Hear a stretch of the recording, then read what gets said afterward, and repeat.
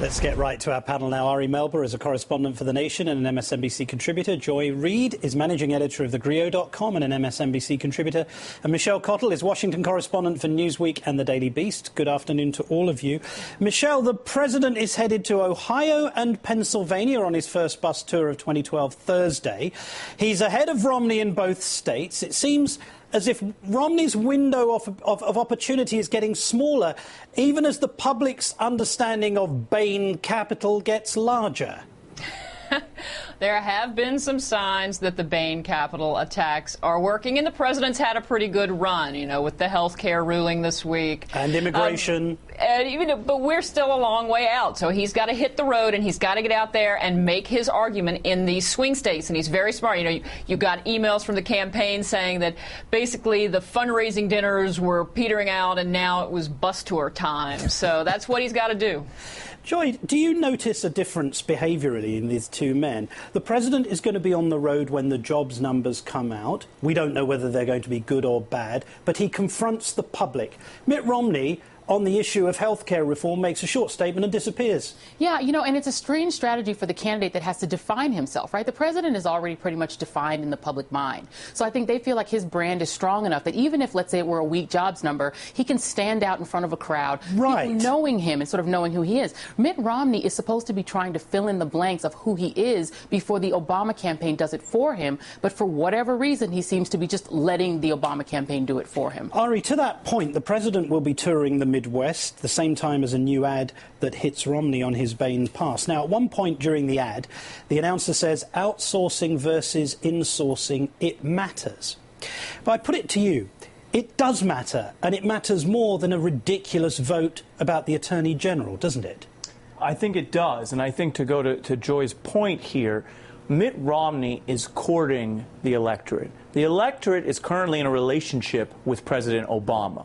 When you are the one courting, you have to say both, leave this guy, and here's why I'm great. And this message, as you're putting your finger on it, is all about leaving this guy, and there hasn't been, ever, an articulation of what Mitt Romney stands for, why he would be a better president, what his business experience means. But Mitt Romney does keep saying the president is an idiot, the president is a failure, the president has made your lives terrible, the president's to blame for everything, right, including the weather, come and join me. Right, and that's like you say, hey, you know, you just told me the other day how annoyed you are with your boyfriend, and he leaves his socks around. And when you're with someone for several years, you're going to find things wrong with them, right? Right. But ultimately, you've got to go beyond that, and you've got to say, I'm great, I'm going to take care of you, and here's how I'm going to do it, and here's why we click. I mean, this is really what it comes down to. It is a courtship. It is always harder to beat an incumbent, not only because of the power of incumbency, but because you have to make these arguments. And I am sorry, but, you know, yes, I've said nice things about President Obama, but just on the facts, I'm not seeing the argument from Mitt Romney. You agree with that, John? No, I totally agree with it. It's as if during the 2004 re-elect for George W. Bush,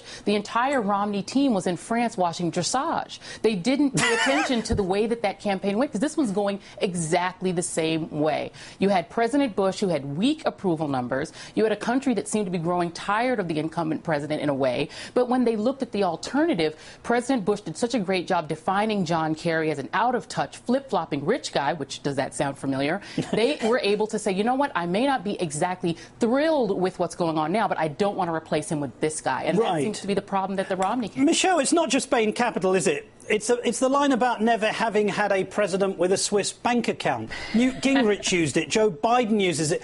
It's worse for Romney if he opens his mouth these days, isn't it? In a way, he's torn between a rock and a hard place. Does he talk and try and define himself as Ari says he should, or just does he shut up because it's maybe better? Then people won't ask questions. Well, this is something that he really should have been working on long ago, because people don't elect a president that they don't feel like they somehow know. So he's going to have to define himself. But so far, he's let the other team do it. So I don't think he can just shut up, but he is going to have to kind of work to, and that's what, you know, convention time will be about that. And he's still got a fair amount of time. But as you know, the window is closing, so he's going to have to figure out what his narrative is. But Ari, isn't the problem here that the man himself is at war with his own biography? He self-selects certain things that he wishes to talk about that do tell you about him, but then he rejects and ignores others. It's not our fault as the electorate. He won't himself present the details of his life because he doesn't like what he did in Massachusetts. He doesn't like his imposition of health care. He doesn't. I mean, all of these problems are defined by himself, aren't they? Well, the thing about the American electorate is it's never our fault. So that's one part of American politics.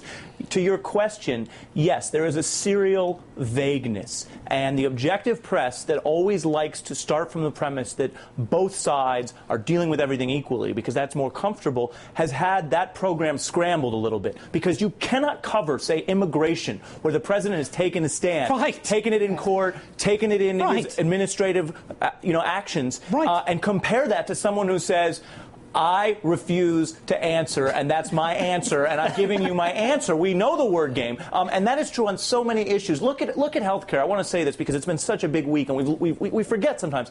Yes, parts of the bill as branded are unpopular, and you know what? The president pushed it anyway because he said it was the right thing to do, and it's what he ran on. Contrast that to someone who says, oh, it turns out that my similar program from my state is unpopular. Yes, sometimes things are unpopular, and now I'm abandoning it, right? It is a crystal contrast. Ari Melber, Joy Reid, Michelle Cottle, I wish we had more time. Thank you all for joining us.